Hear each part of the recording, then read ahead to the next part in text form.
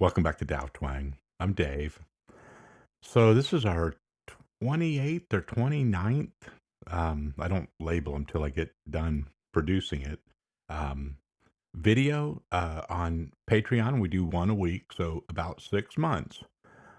We've been going here, and just thanks everybody. It's going well. I really look forward to it. I enjoy having both things going. At first, I thought, man, is this going to be too much? And I kind of backed off the YouTube a little bit. I still post every week on there, but I was posting, a couple times a week for a long time. So it fits into my schedule, and it's just cool. It's like another, community over here. I know a lot of you also watch the channel on YouTube, probably almost everybody. But I just appreciate all the comments and the participation. And today's video is a direct result of comments that on this side and the YouTube side asking more about rhythm. And, a lot of thanks for the compliments, a lot of like, and there's something really unique about a lot of the rhythms that you use on the backing tracks and so forth. And of course, I formed my own sense of rhythm and my style by listening to all kinds of other guitarists and music, um, you know, all along. So I had to kind of stop and look at what I was doing. Like, okay, because a couple folks gave me some specific examples.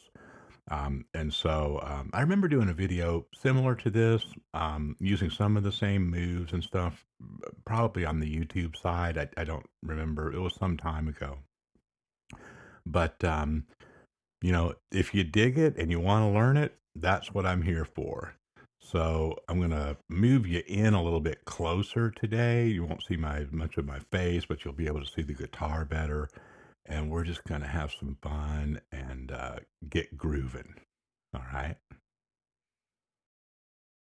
All right. Got you moved in here a little bit. I'm going to try to keep it like this, right? So that you can see what's going on in front of the chord. Okay. Um, Sometimes, we accidentally do. You ever see videos like this where it ends up like you can't see anything? Usually the straight ahead uh, frame, angle works good for the soloing and stuff.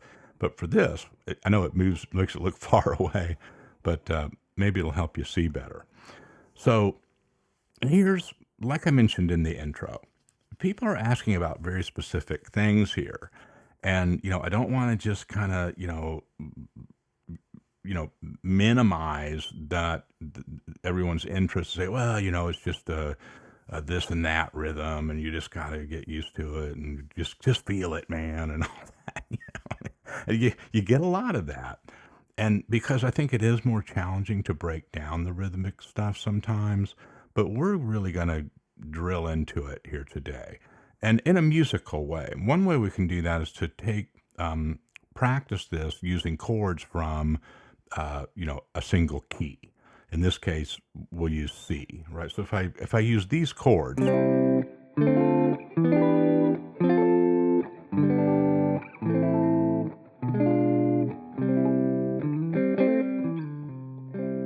right? Well, it's going to be musical. I could do different.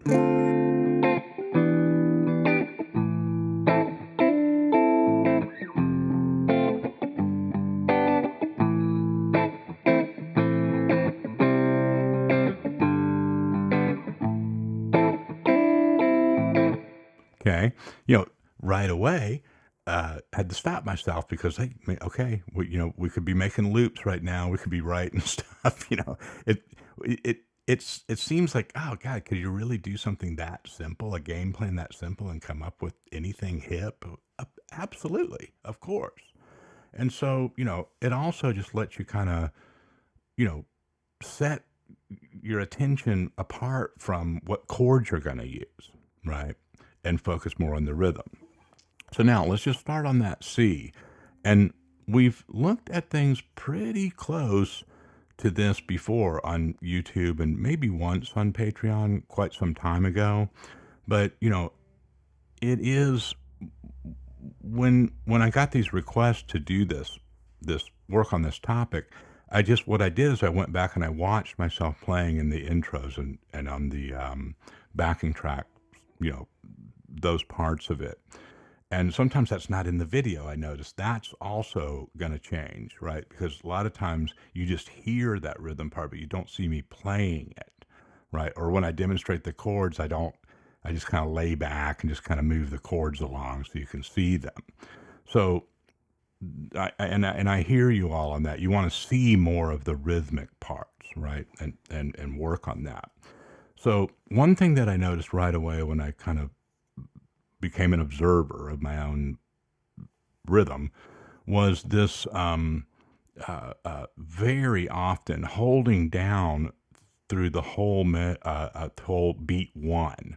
If we're in 4, okay, so 1, 2, 3, 4, 1, and but on beat 2, releasing that right when I hit it. 1 and 2.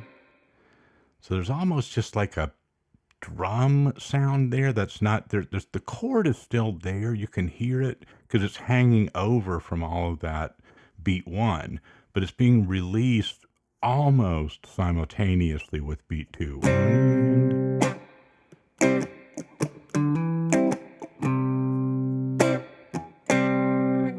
Okay.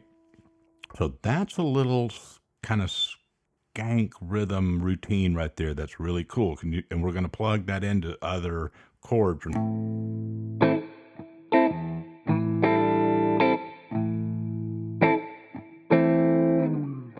Okay. So hopefully just that element adds some dynamic, some dimension to it, right? So we've talked about beats 1 and 2. That beat 3 is anticipated, or sometimes we call it pushed, right? Okay. Then I guess if you want to count it out, it'd be the 1E and a 2E and a, right? I remember talking about this specifically in another video. Maybe you've seen that one, maybe not. The 2E and a, right? So, but it's addressing beat 3.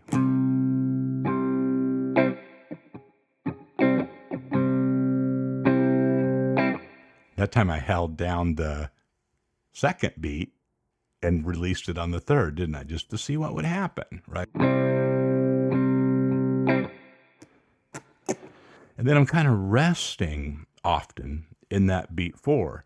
And I think that the reason that's where I'm not doing as many moves in beat 4 is because that's usually where I put another element or like a riff or something.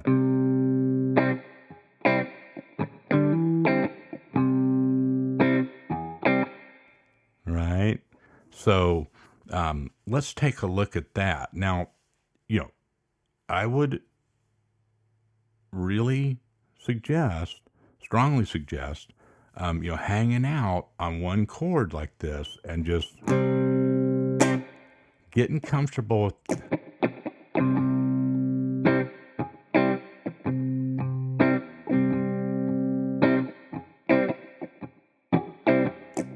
See, when I try to mess around in that beat 4, going real slow like that, I kind of stumble a little bit because I'm not used to that. But just make sure you're counting it, right? If you can, count it out loud. Not so that you can account for every little thing that you do in your playing, but just so you know where you are in the measure coming back around to the next measure. 1E and a 2E and a 3 and a 4E and 1E and a 2E and a 3 and a 4E and a 1, 2E and a 3 and a 4E and a 1, 2E and a, right? And if you want to chug it more throughout that to kind of keep yourself locked in, great.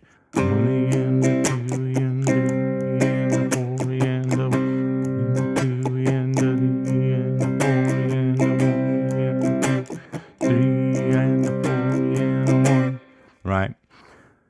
That singing, it's more of a singing of it's a musical counting, right? It's not counting like, we're getting ready to, cut didos in a very intricate, dovetail joint or whatever. It's not like that. right? It uses that part of our brain, I guess, but it's also that part of our brain needs to be like, you know, interacting with the aesthetic part also, or the real creative part. Okay, aesthetic's probably not the right word, but you know what I mean. It's like it's it's the intuitive part, right? So there's something precise about it, but the reason it feels good and sounds cool is that it also sounds loose, right, or free.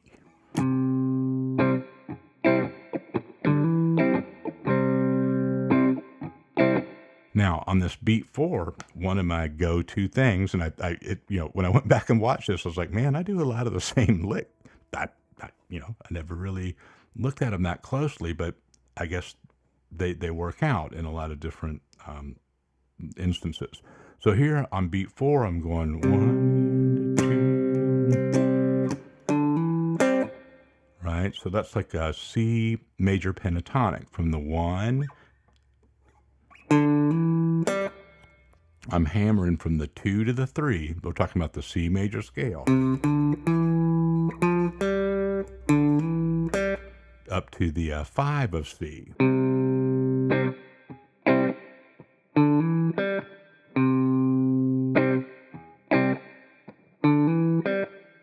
Okay, there's a practice routine right there.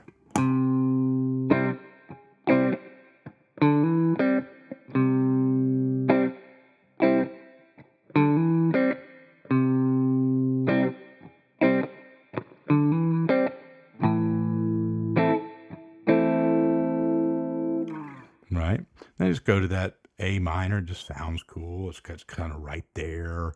It is just the relative minor of that one chord C major. It's just a standard, you know, order to put chords in.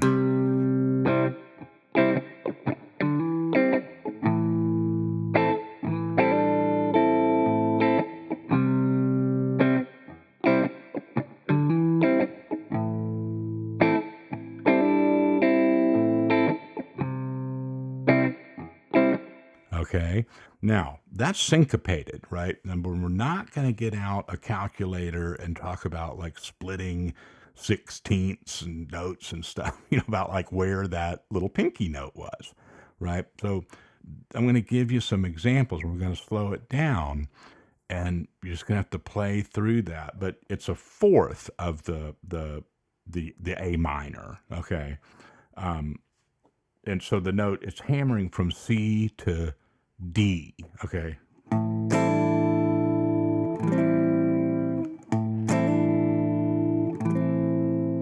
That just has a great sound on it.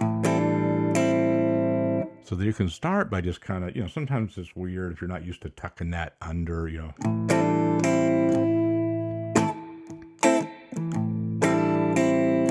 Now, and you can put your pinky back down here on that octave, that A on the D string, the fret 7, in between if you want.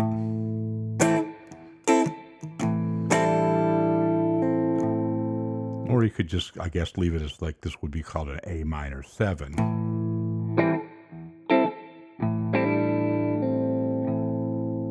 Okay.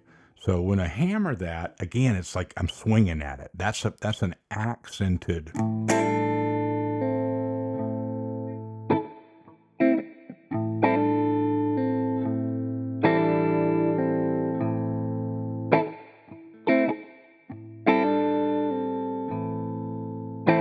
Okay. So this is where I think the microscope does work, is on your dynamics, not on your, trying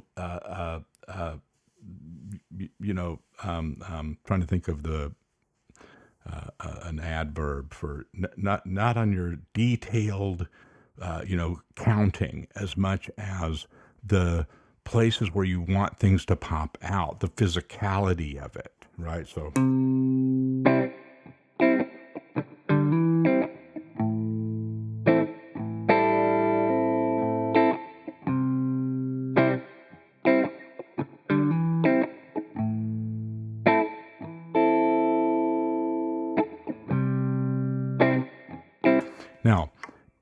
And, sometimes if you notice on the loops, a lot of those loops are not that long. A lot of them are like 16 bars long, and then they just start repeating, right? The ones that we use for the backing tracks on the channel. But hopefully they still carry you because there's an adequate number of musical thoughts that it keeps you going, right? It's not the same. Every measure is not the same, right? But it's also not real, everything's not accounted for in its differences either. It's not, I'm doing it this way, that I'm doing it this way. That just mindfully, not playing through certain endings of measures especially. Here's an example. You take this 2 times around.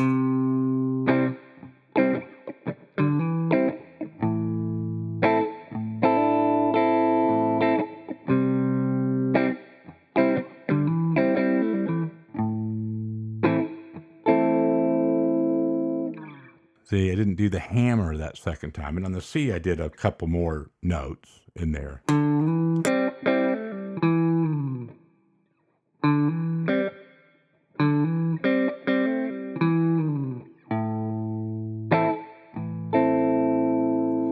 Right, so there's still some dynamic stuff, and there's still some upstrokes, and some pushing that beat 3.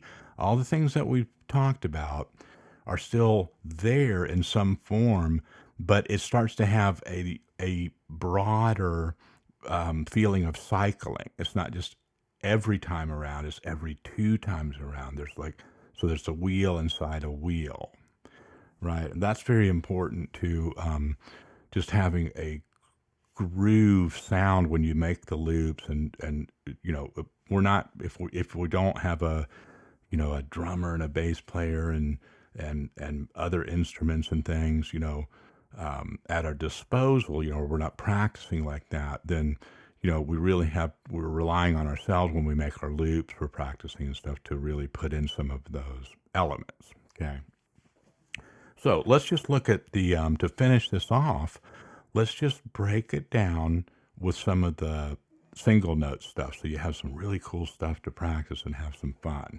But you don't need a lot of material here to do this, because it is going to be repetitive. You're going to be practicing this kind of the same stuff over and over. So don't do it for hours at a time. Do it for 10 minutes, then play some other stuff, then come back the next day or after supper or whatever and do it a little bit more. That'll pay off a lot more than just trying to, cram it all at once, right? It takes time for this stuff to really settle in.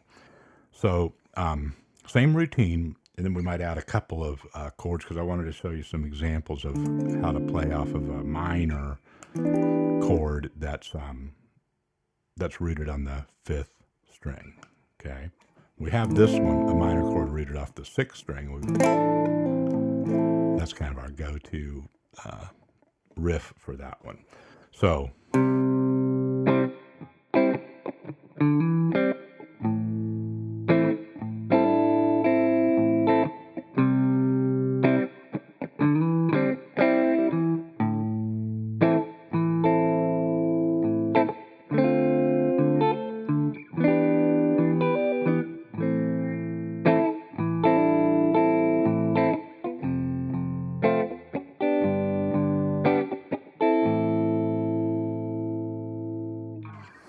Okay, I wasn't really sure how I was going to fit that D minor and that E minor in there, so I just went for it. And you know what? It wasn't half bad, because we've set ourselves up with this using the single key method to have, a high percentage, low risk, choices being made in the moment.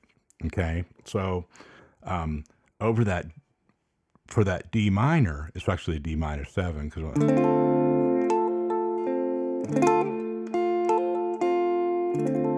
if you don't hit the notes perfectly, don't worry, you'll still get the effect. Gotta get used to that, because you're doing a 3-fret span with your finger.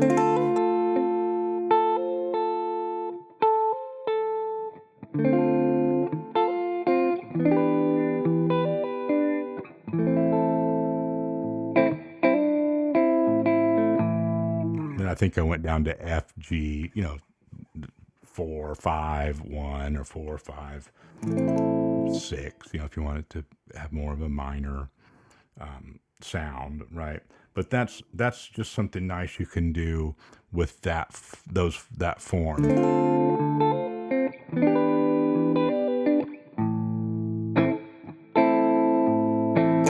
And see how those had those were very even and very rhythmically simple.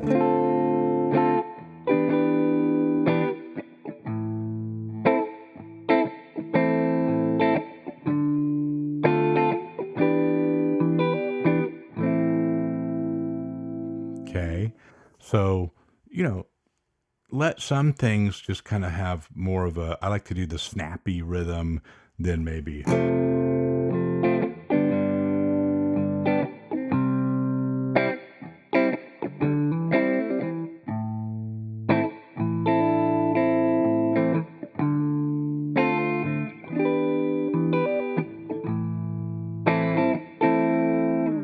Right. Remember, when you feel like you're at the end of a cycle or how you want your loop to be, make a real definite. Right. Don't try to put a lot of syncopation in that last measure of it. And imagine that there's a drum fill that happens right there and then it comes back in at the top. All right. There's some good examples in there. And, let me know how this goes or send me some videos or something. I wish we could post video in the comments. I really do. I think that would be so cool. We've got this open mic thing going on Facebook if you want to hook that up. It's called Dow Twang Open Mic. And, send in a request to join that and we'll hook you up. And then you can, post yourself playing.